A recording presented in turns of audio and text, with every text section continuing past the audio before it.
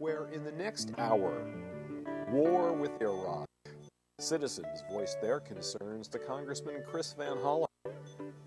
We consider the impact that the global spread of single-family homes is having on biodiversity, and look behind the campaign in Maryland to allow adults to have driver's licenses even if they can't prove they're in the U.S. legally. Plus, a visit to the new Black Rock Center for Performing Arts in Germantown. Robert Bausch stops by to chat about his latest novel, The Gypsy Man. Fiddling by Bruce Molsky, and poems by Maritza Rivera and JaHipster.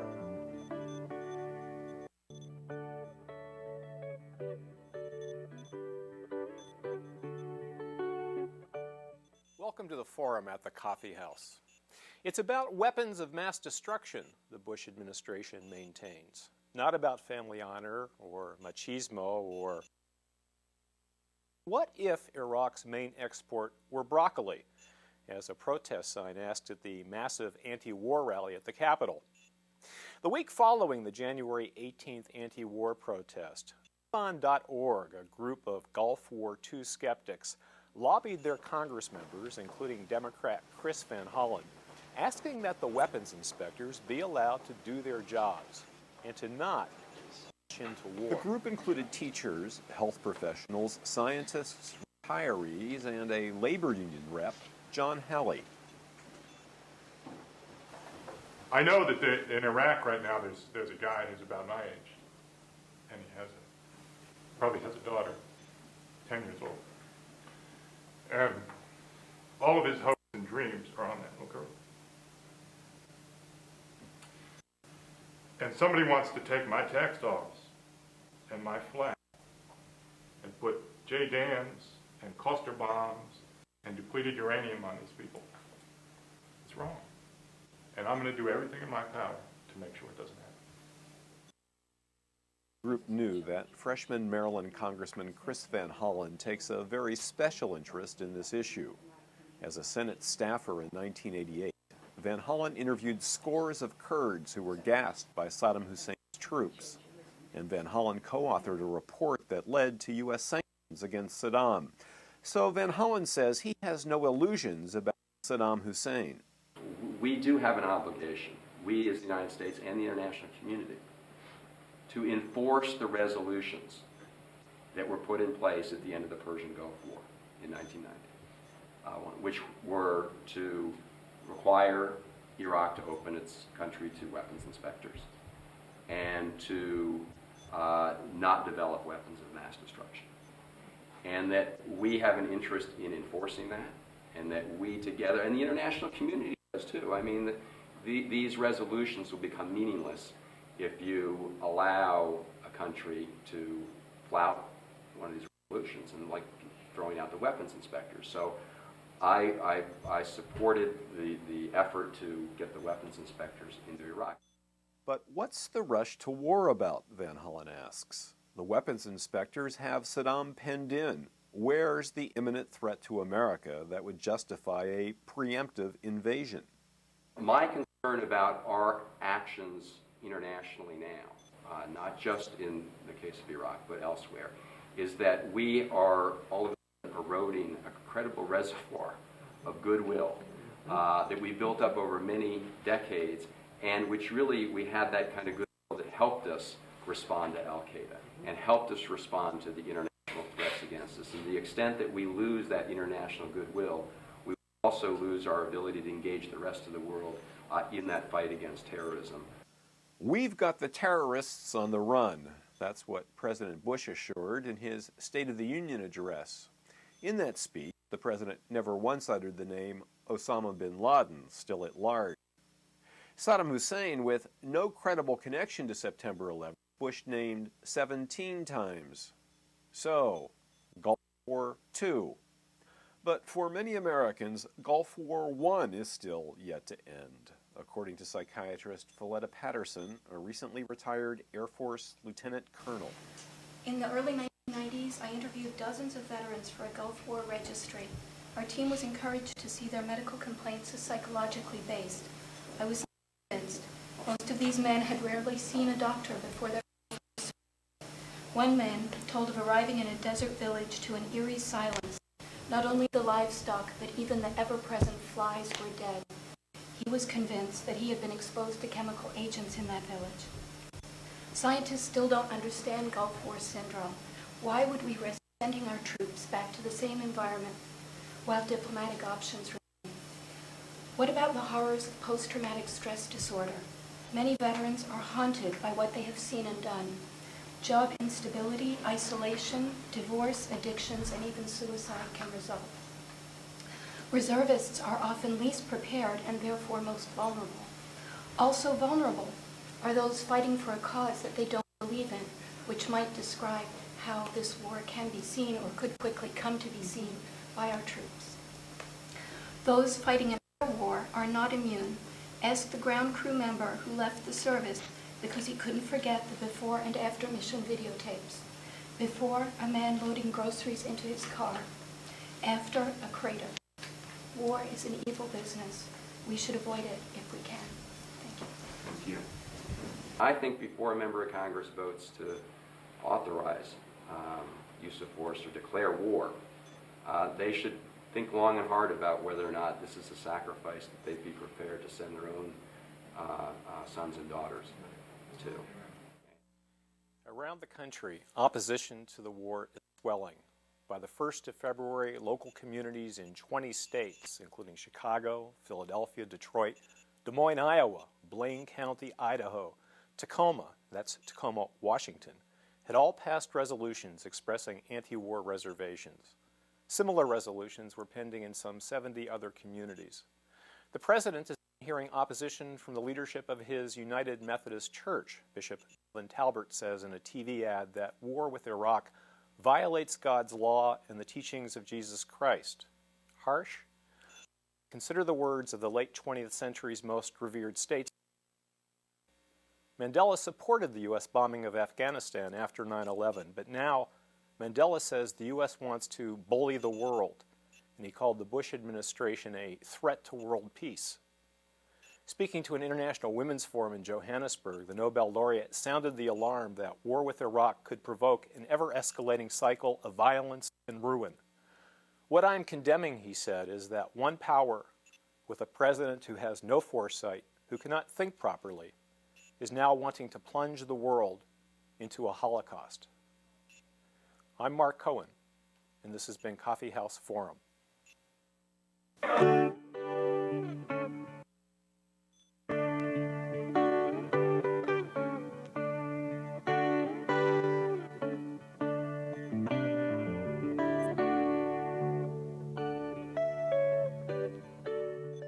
Do you remember when prophets talked to God?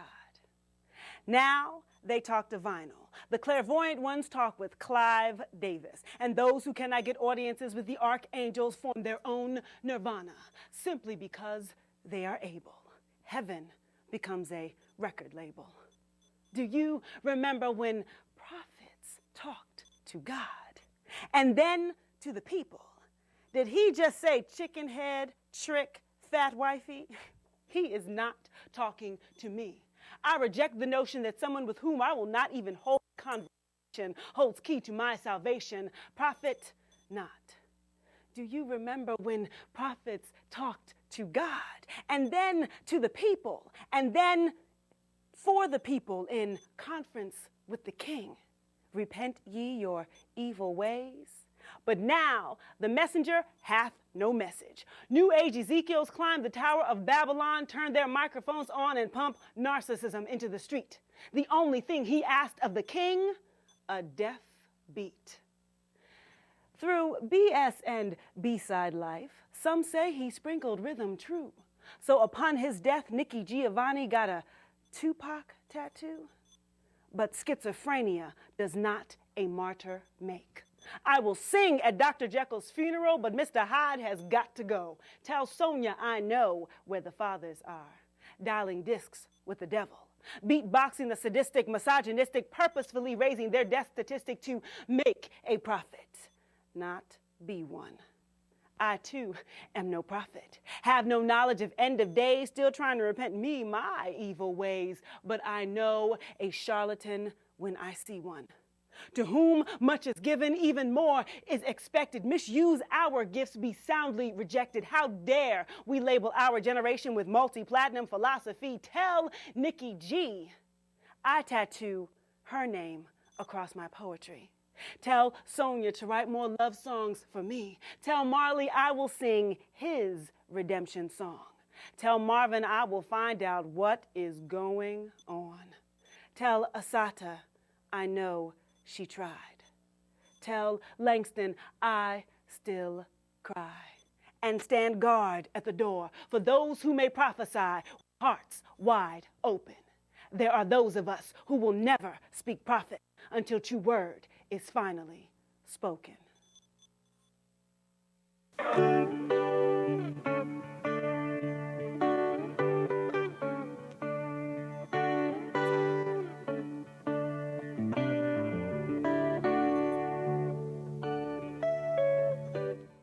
Hi, and welcome to a second look at the coffee house. When we talk about the benefits of village life, we usually mean sharing a collective wisdom with our children.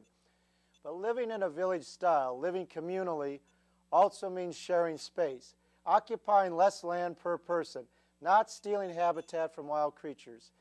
And it means sharing resources, one sofa bed instead of two, one TV, one kitchen sink, not two.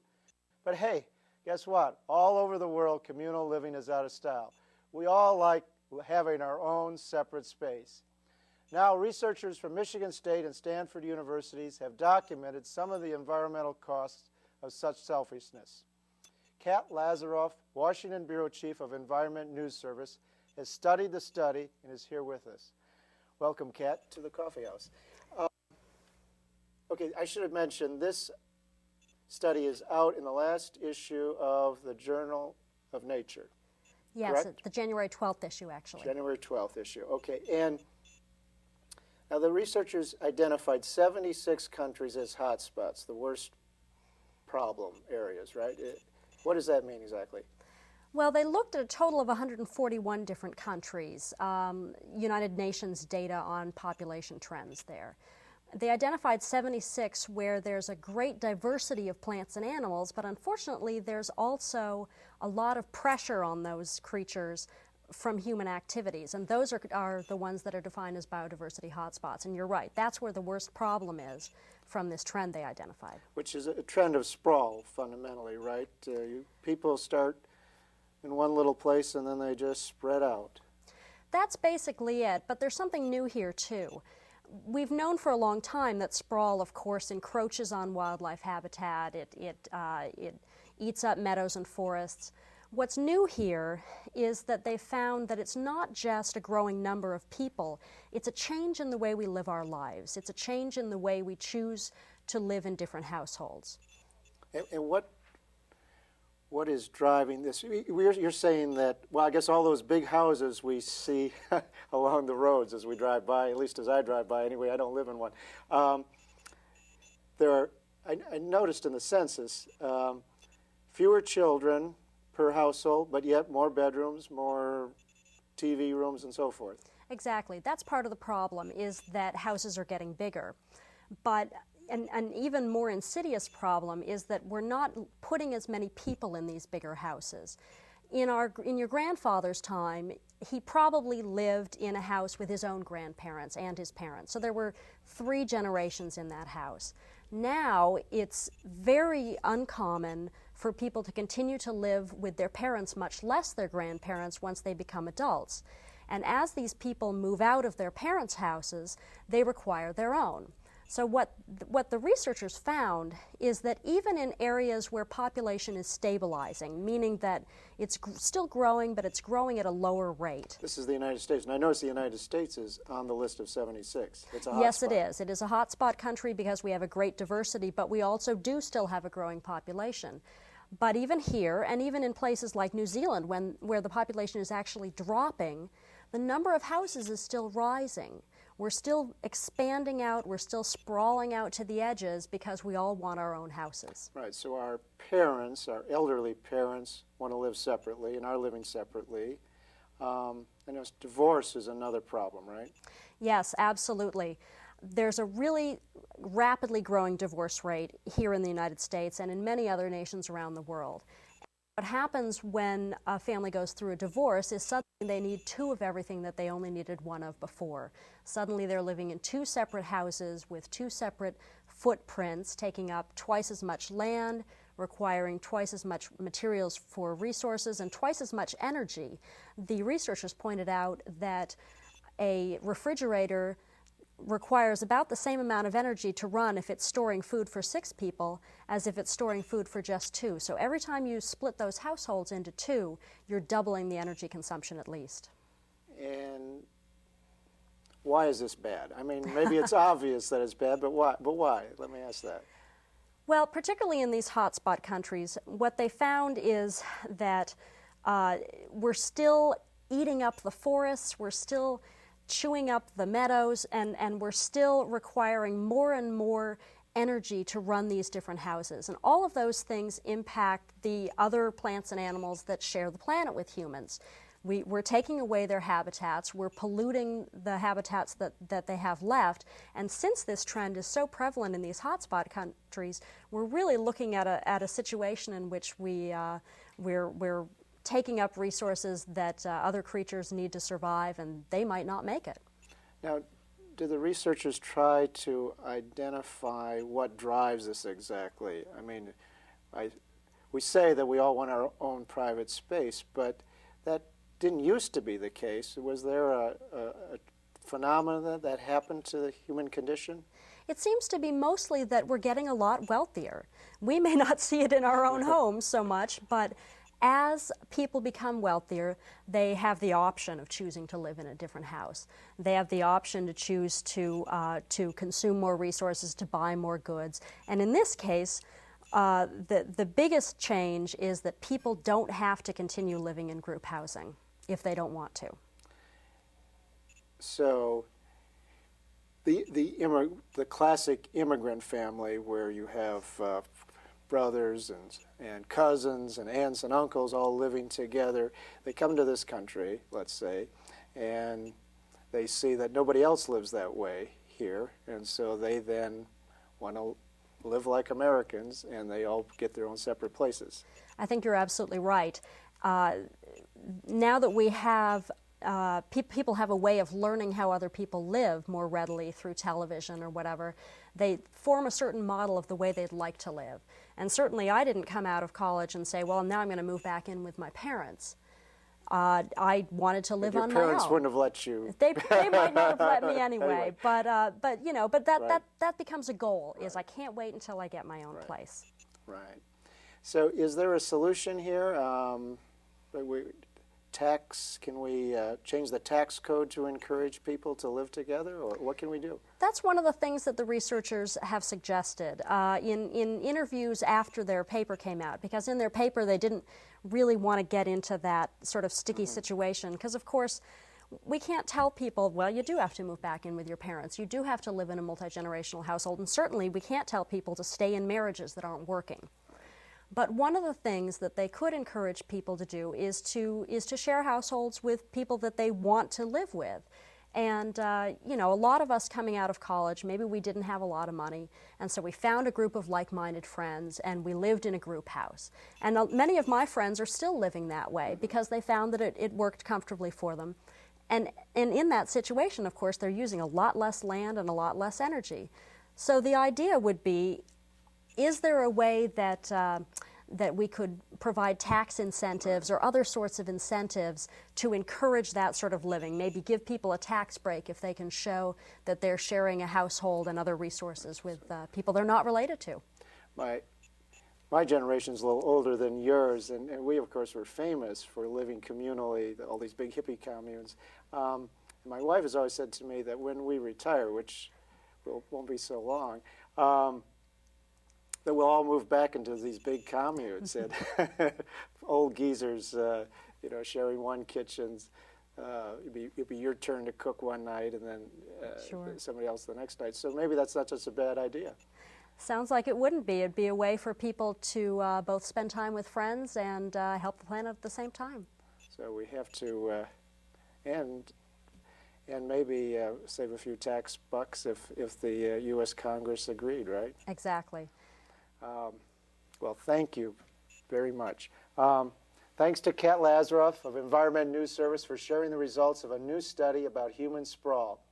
We can blame this condition on too many people, but that really misses the point.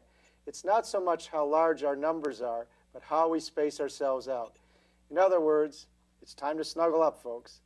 I'm Howard Cohen, and this has been A Second Look.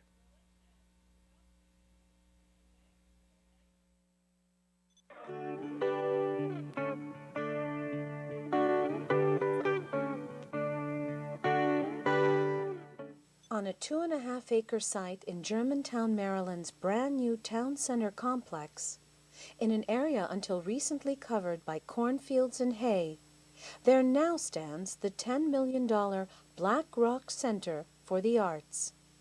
From the classics to folk genre, Black Rock wants to do it all.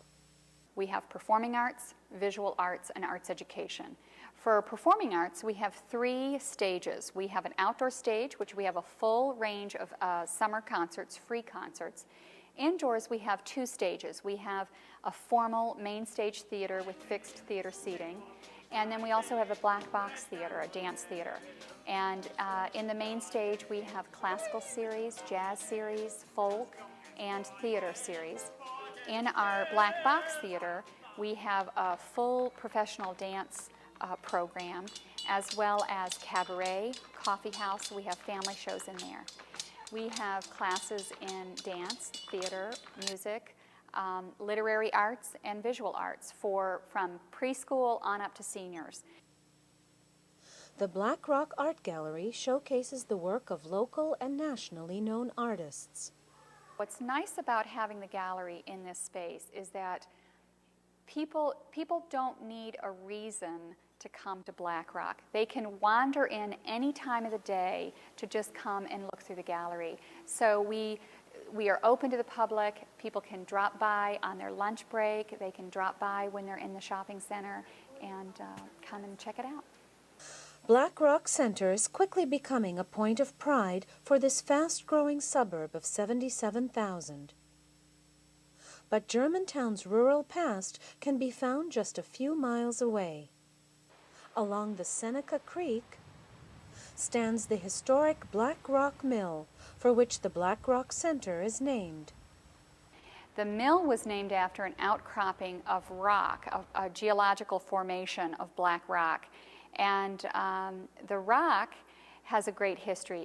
It's used to be a dwelling, a Native American dwelling. And then also the rock was quarried for the Smithsonian Castle.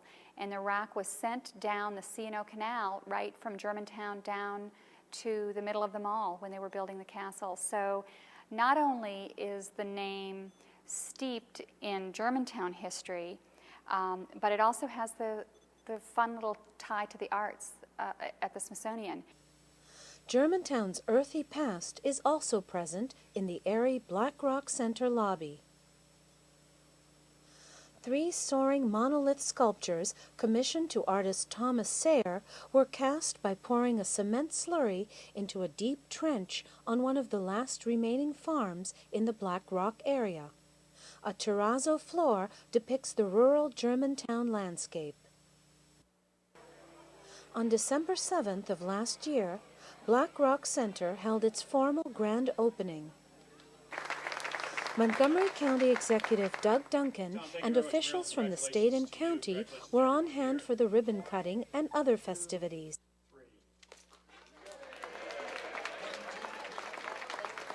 Including a frolicking 50s dance number by Black Rock dance students, and a performance by a professional dance troupe from Mexico, Los Quetzales. We have really an amazing thing going on here in the upper part of Montgomery County. A lot, it used to be rural. 15 years ago, this was cornfields right outside this door. And all the growth in this area has brought a lot of new people. And at first, the bedroom community got ahead of the community, the town, the sense of civic life. And so it was really important to transform the center of Germantown into a public space, a place where people could gather, a place that people would think of as a hometown. And I'd like these kids that come here for these classes to be inspired. You know, to me, that's what it's all about. It's wonderful to come to the theater and enjoy the performance, but if we can inspire these hundreds of kids that are taking classes here, some of them will go on to careers in the arts, most of them won't. But every kid who comes here and takes a class has a dream. And if those dreams are fulfilled, that would be the best thing that I could see. The Black Rock Center for the Arts in Germantown. A new venue for artists and musicians. A new destination for metro area residents. For the Coffee House, I'm Flo Dwek.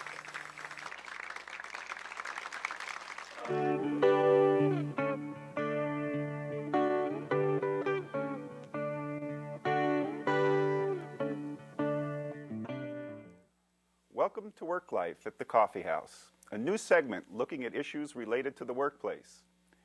We begin with driver's licenses.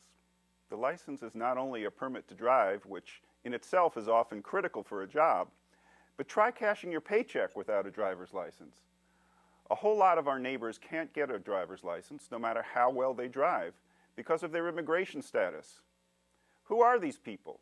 And how might a major legislative campaign shaping up in Annapolis change the law about who can get a driver's license? Let's find out from Kim Propiak, the Public Advocacy Director of Casa de Maryland.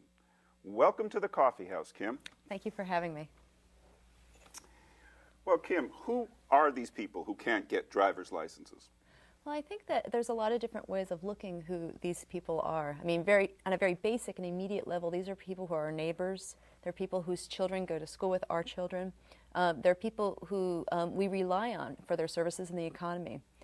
In Maryland, we're talking about between 100 and 200,000 people who would be affected by this legislation. That's 1 out of every 10 restaurant workers. It's 25% of the people who are working in the homes in our communities. And for some parts of Maryland, it's almost half of all farm workers. So what exactly would this legislation do? Well, what it does is Maryland, like many states, has a very complicated panoply of identification documents and residency documents that it accepts. However, the way that the Motor Vehicle Administration has designed that list, it purposefully seeks to exclude people who are not on the basis of their immigration status in the United States. And so on a very basic level, what we will do with this legislation is expand the types of documents that the MVA must accept in order to say this is who this person is and this is where this person lives. Some of those documents are documents that have been really debated quite a bit recently in the public forum. Counselor IDs, like the Mexican matricula, and what other IDs of that type that other countries issue to people who live in the United States. Foreign birth certificates. Currently in Maryland, you can present a birth certificate from the United States, from a town, or from any other state in the United States, excuse me, but you cannot present a foreign birth certificate. So it's just really going to recognize that in Maryland we have a diverse population. People come here from all over the world, and they have different types of identification from those other parts of the world. Well, how is the campaign going? How are things going on the campaign to pass this legislation? I think really positively. We decided to focus on this legislation back in July when we had a large meeting of, in this case specifically, Latino immigrants in Maryland to decide what our policy platform was going to be. This was by far the most popular item on the list. It got an extraordinary number of votes of the people who participated in that annual sort of agenda-setting meeting. And because of that, we've had a lot of public support for the campaign. For example, we're in the middle of a petition drive at this point.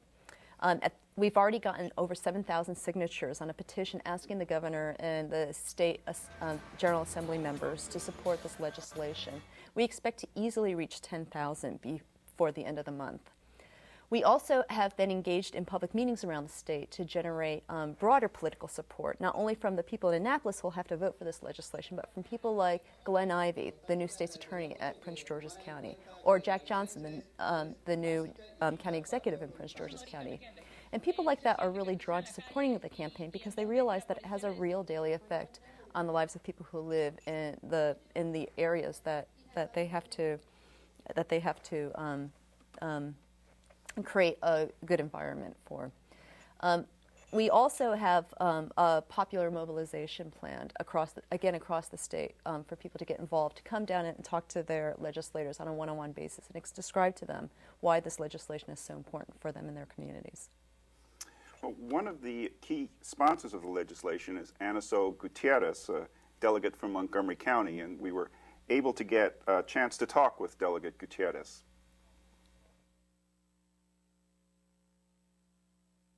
This is the first time that we're introducing this bill, and we had thought that it would take 2, 3, 4 years, like bills normally take in Annapolis, to get through. But delighted to have met with the chair of the Judiciary Committee, which is where I serve. His name is Joseph Valerio, and he is from Prince George's County and has pledged his full support. He will be the first proponent of on the list of names. I will be a co-sponsor. We'll do most of the planning for it, but with his name as the sponsors of this bill, we feel very certain that there's going to be a lot of support for it. Why should people who are not immigrants care about this issue? Well, driver's licenses are really an issue of basic public safety for everyone that lives in a community. We insure a lot of things when we give somebody a driver's license. In Maryland, we ensure that they've undergone training on terms of drug and alcohol. We ensure that they have been safety tested in order to drive. We ensure that they don't have, in some cases, outstanding motor vehicle violations, and that's why they continue to have that driver's license. And when we force an entire population to engage in unlicensed driving because they don't have access to driver's licenses, those people have not been through any of those basic requirements. Also, people who drive without a license do not have insurance coverage when they get into a car accident. And so that affects all drivers on the road. If I get into an accident with somebody who doesn't have auto insurance, my insurance rates go up. There's a real specific effect on me, even though I myself do have a license. And I think even on a more basic and general level, we really utilize the motor vehicle system in order to know who's living in our community and where they live in our community. So for example, if the Sheriff's Department needs to serve a subpoena for a witness to appear at a trial, they don't have any type of state database to know where that person lives. And that's another way in which having a driver's license is really going to serve the general community interests. I mean, I think on a very basic level, MVA is an access point to state government. It's an access point to how somebody feels as a member of a civic community. When somebody doesn't feel like they have access to civic community, they may also not feel comfortable calling the police when their neighbor's beating up their wife, or they may not feel comfortable bringing their child to a health clinic when the child is sick. They may not even feel comfortable registering their child for school. These are some examples of the ways in which really civic involvement has general effects on the population as a whole. But just on the question of public safety, are there any indications of those kinds of concerns, the magnitude of those kinds of concerns of people driving without licenses? Well, it's very difficult to garner state-specific data. Some of the national data really indicates that there are some very real effects from unlicensed motorists, for example, getting into accidents. On an annual basis, there's over $4.1 billion in insurance losses because of unlicensed motorists accidents. Now, of course, not all of those people are people who would be incorporated in a law of this type, but some of them are. Mm-hmm. And of course, to get a license, it requires passing a test and training, and so that's right. Part of the idea here is that if people are given access to licenses, that this would have a significant public safety benefit as well. As I gather that's a big part of what's driving this legislation. Absolutely. I mean, the legislation is driven, I think, from two different concerns. One is essentially a concern for the community that doesn't have access for licenses, people who have to drive their children to school in some communities because there's no public transportation, people who, in the Washington region, where we have relatively decent public transportation, work 2 and 3 jobs. And so that public transportation doesn't fit their interests or the concerns that they have just to get to work. But on the other hand, there's really a significant benefit to the Maryland community as a whole from licensing people who do need to utilize automobiles in their daily lives. So tell us more about who's supporting this legislation. I assume that you're seeking support from lots of different interests, and tell us about who supports this now. Well, we have our first sort of angle of development has been in the traditional immigrant rights community, and I think you would be hard-pressed to find a single immigrant who doesn't support legislation of this type, because immigrants see on a daily basis the great difficulty that their community faces. The legislation is largely being pushed by the coalition that I'm on the board of, which is the Maryland Latino Coalition for Justice. And that's a statewide advocacy organization for the Latino community that's similar to like an NAACP, which is probably more familiar to a lot of the listeners today. We also have gone to sort of the basic law enforcement community for support. In campaigns around the country, a lot of the support for driver's license campaigns have come from those same sheriff departments that have to pull over cars and don't have a single form of identification of the car that they recognize. And so we have, as I already mentioned, already garnered the support of a significant number of public officials in Prince George's County, and we're using that as a seed to go into other jurisdictions around the state. And so the law enforcement community as well, have they taken a stand on this in any instances? Right. Well, for example, Major Robert Hilton, who's the highest-ranking officer for the first police district in Prince George's County, which is the highest immigrant density district in that county, is a strong supporter of the legislation. You mentioned in other places in the country where this issue is coming up. Tell us about other places around the country. Is this an issue in other states? Oh, absolutely. And it's really interesting. There have been campaigns in sort of what we think of as the traditional immigrant states, like California. It is very close to passing a law that specifically recognizes the Mexican matricula as a form of ID. Texas has really liberalized some of their regulatory implementation of driver's license access. But then really a lot of the movement has come from what are thought of as the new immigrant states in the country, North Carolina, South Carolina, Tennessee, places that have experienced 300% changes in the immigrant population in between the 1990 and the 2000 census. Now, Maryland's somewhere in the middle of those two extremes. Tell me, what can people do to express their opinion on this issue? Well, I think it's very important to get in touch with your state delegation. And if you don't know who those legislators are, it's very easy to find out. The state legislature has a website, which I believe is going to be shown on the screen. It's www.mlis.state.md.us. And if you go there, you can simply put in your address and find out who your state representatives are. And they seek public participation. They really do. And they really want to hear what people in their districts are thinking about this issue. Great. Well, thank you, Kim Propiak of Casa de Maryland, for joining us on the Coffee House, and good luck on your campaign. I'm Fred Feinstein, and this has been Work Life.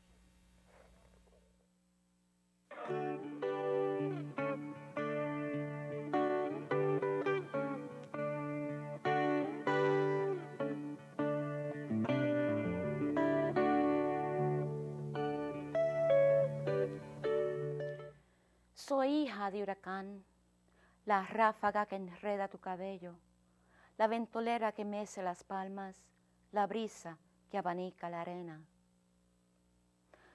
I am the child of Huracan, the wind that tangles your hair, the gust that sways spindly palms, the breeze that fans the white sands. I am the child of Huracan, the squall that assaults the shore, the sea spray that moistens your lips, the steam that haunts the hot pavement. I am the child of Huracan, the bearer of three cultures tightly woven in my braids. I am the clave that beats your timbales, the pearls that shake in maracas, salsa dancing in your soul. I am the child of Huracan, a ripe mango that dribbles on your chin, the sugar cane that sweetens your tongue, coffee brewing in your blood. I am the child of Huracan. With Taino eyes, I see 3 flags wave in my fortress. With the accent of my ancestors, I speak the language of their conquerors, hear the beat of their ancestral drums proudly pounding in my heart. I am the child of Huracan, the heir to his enchanted fortress. I am, yo soy, Boricua.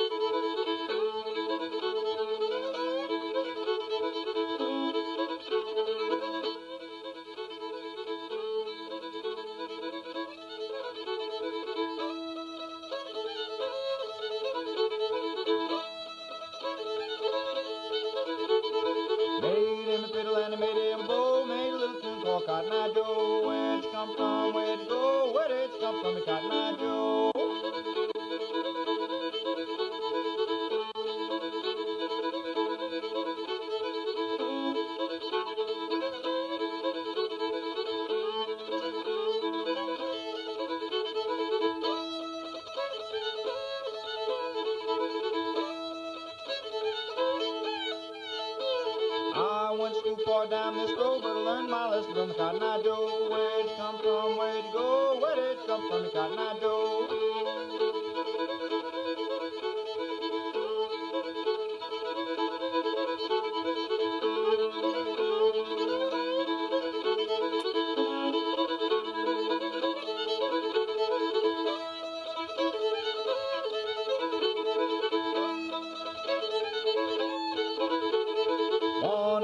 But it didn't get go, had to stay home with the Cotton Eye Joe. Where'd you come from? Where'd you go? Where did you come from, the Cotton Eye Joe?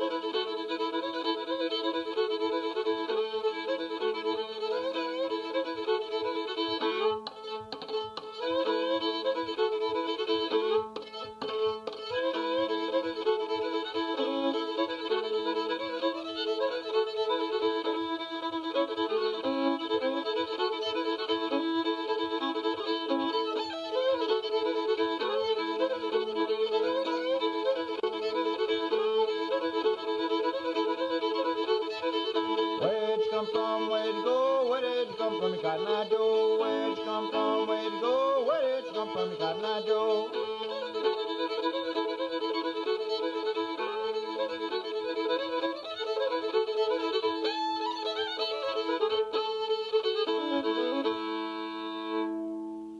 Cotton Eye Joe.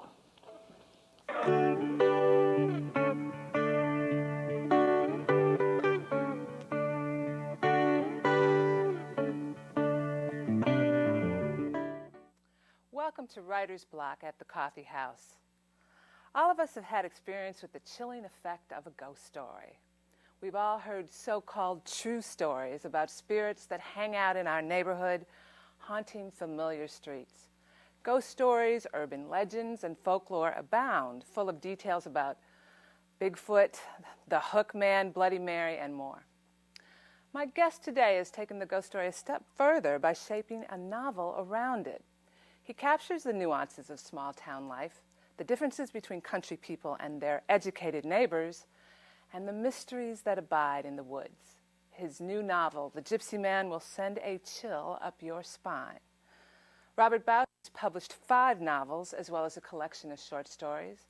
He teaches literature and creative writing at Northern Virginia Community College. He lives in Stafford, Virginia. Welcome to the Coffee House. Thank you.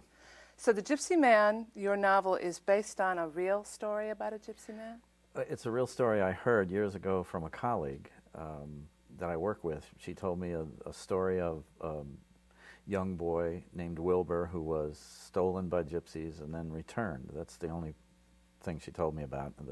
It was supposed to be a funny story. But I was intrigued by the idea of a child being kidnapped and then returned. The whole, the whole idea intrigued me. I wanted to write maybe a comedy that dealt with that kind of thing. But the more I got into it, the more I saw the possibilities for, a scary kind of story. So I went that way. And you have a scary story here. Thank you. Well, the gypsy man in this story is also based on someone named Wilbur, stolen at birth, returned 3 years later, and then he has like coloring on his face. That's he has a birthmark. Half of his face has a birthmark that makes half of his face red and the other half white, and this scared everyone. I mean, he's a real character in the book. I mean, he moves a little bit in the past. He never takes center stage in the book, but he moves in the past, and there are characters in the book who remember him. And he disappeared. He's the son of the richest family on the mountain, the last surviving member of that family, the people that the town of Crawford is named after, right? And he disappears about the age of 50 in 1917, right at the beginning of World War I. And this book takes place in 1959, and everybody is still fearful that he's wandering the mountain because he was kind of a scary character when he lived there. And a child disappears, and there's a little boy named Landon, Terry Landon, who disappears. Then this has the town thinking that the gypsy man may be involved because the myth was that he takes children. This is what people believed, that he steals children. So naturally, the gypsy man becomes the one everybody blames it on. And he eats children. I mean, there's all this sort of sordid, he burns, sets fires, he does things that, scares everybody. The myth, how myths grow. And it is a true thing that gypsies leave what they call paterans in the forest to warn people to stay away. And usually it's to warn them to stay away from a family thing. It's not so much a warning as in, come here, you'll be hurt. It's a warning as in, we're busy. Right, stay away. Yeah, and one of the characters in the book is aware of it, but he calls them patterns. He thinks that's the word. He doesn't really even know the true word for it, and he thinks the pattern is a warning that I'm coming and I'm going to do harm. And a pattern was usually leaves or branches or things like that piled up in the shape of a man sitting down or down on all fours. And that's what he keeps finding, this character in the book. And you decided to do this story with this ghost story at the root of it, even as you have real horrific events happening as well. And could you talk a little bit about those other events? Peach is this convict, this well, murderer. What I was thinking about was the two things that I've always been interested in all my life have been the ways in which human beings objectify or deal with both real fear, real evil and mythical evil. And to me, all fear is real. It doesn't matter if you're afraid of chocolate chip cookies or a rapist. It's the fear you feel is real. And the character that I have in the novel that weren't running through it, who is really evil, is a fellow by the name of Peach, his real name is P.J. Middleton. And he is evil, totally immoral. He has no morality. He thinks and acts like a child. And then there's a character named McKeldin, who's another kind of evil, an evil of, he's a racist, he ignores another person's humanity based on silly notions about race. And then there's the kind of evil of ignorance. I think that the older man in the novel also, Morgan, is in his own way ignorant of things that he ought not to be ignorant of. And he further moves along the conflict of the novel because he believes in the gypsy man so wholeheartedly. So I wanted to deal with real people. Well, you brought up race, and the child that's disappeared is black, and in 1959 in this rural area, it's somewhat dismissed, not completely, but no, that's what McKeldin does that I thought. When I didn't know McKeldin was going to say what he said, but when he stood up and said it, I was just as shocked as my character, Sheriff Paxton, who hears him say it. This is a boy who's been killed, as far as they know. And Paxton says, they found the body, the bones, the crushed bones. And this fellow McKeldin says, well, he was just a nigger child, and I'm not going to waste any more time on this. And Paxton can't believe it. And I don't say that Paxton can't believe it because Penny's narrating that chapter, but Penny sees the look on Paxton's face. And so I want the reader to know that Paxton can't believe it. And Penny says that McKeldin's eyes are as pitiless as a hog's, okay, because so Penny sees it too. So I am dealing with that kind of thing. I mean, I didn't want to just write a ghost story because it seems to me that there are so many streams of evil that run through the human heart as well as goodness, and I like to put those things together and see what happens. So that's what I was doing. You know, one of the characters in the book, Galt, who is, I don't want to give things away in the story, but Galt is responsible for a lot. But Galt's the one who takes the little African-American boy, Terry Landon, into a school. Before the Supreme Court ordered it, he wants to do this. He says to the children, there are things in this world that you don't know about, and we want to improve things here. And he's got his own interests involved too, but he wants to do this good thing, bring these kids together because they all live together on this mountain. So he's not evil. He's just done this bad thing. You know? So I'm dealing with that too. You're not evil if you do a bad thing necessarily. Well, we should also bring up Penny, who you mentioned, who is a woman living on this mountain whose aunt is pretty much of an alcoholic and has disappeared, and is also thought to have maybe been a victim of the gypsy man. And but Penny's sort of the heart of the story, would you argue? Or anyway, she's one of the hearts. You have many hearts here. Thank you. And actually, that brings me to, you tell the story through everybody's point of view. Everything's written in the first person, but it's from Penny, it's from Peach, it's from... Why did you decide to do that? I wanted to get inside the minds of each character. It became just almost an intellectual exercise to do this and to make them all different and distinctly human. And I knew it was possible all the way through the writing of it, that, especially when I hit rough spots, that I might have to do it differently. But I wanted each character to... Originally, the story started, I had an epigram at the beginning of the story that said, "Welcome to Crawford, Virginia. When you finish talking to all the residents, you may have the truth about the Gypsy Man." And it was going to be a series of interviews with each one of the characters in the novel. So that's how it started. But once I was in it, it just intrigued me to be Sheriff Paxton for a day. And then, you're right about Penny. Penny's the heart of the book. She's the heroine. Penny is the center. Penny is who I hope the reader will identify with most. It's John could have been the hero, but it's really Penny who takes the action that's necessary in this book. She does. And Penny, whose heart I'm most interested in. There's a place in the book where she says, "I knew I would love this man all the rest of my days." I want the reader to have tears in their eyes when they read that line, to know that Penny is finally centered and understands the mistake she made when she let John tell her, "I'm dead to you." You know, that's to me the center of the book. Well, I mean, you know, you're talking about fear. You mentioned how this is about all kinds of fear, but it's also about all kinds of hope and how you can be afraid of hope. You know, you can take that fear and get in, wouldn't you say? Oh, yeah.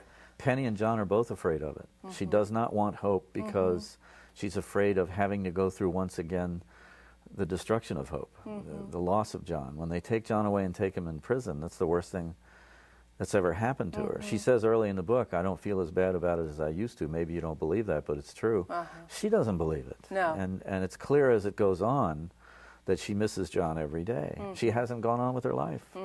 At one point, Claire says to her, "So what have you been doing what John said? You've been dating anybody? You've been having any kind of life except waiting for him?" So it's that kind of thing that, you know, she's not even really that aware yet. No, I mean, and I think that that's what's, you, through the device of telling everybody's story through their own words, we all get to know each one very well. So, I mean, it's quite brilliant, but it takes a while. It's like getting to know a person really well and in detail, the way that you also lead us to the end of this murder mystery, because we do find out who killed this child. We don't find out all the way how the Gypsy Man got created and why he got taken for 3 years and what happened with, who were those people who took him. I was waiting to find that out too. But I realized that was your legend, your ghost story, and that had to stand on its own. Yeah. So. Anyway, and you're working on another book now too, right? It's called Out of Season. Uh-huh.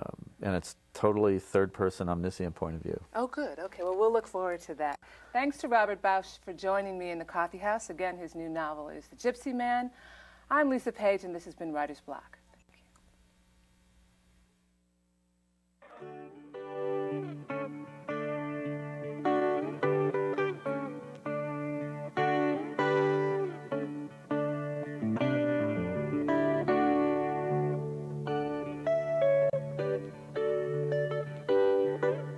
That's it for this time. See you next month in The Coffee House.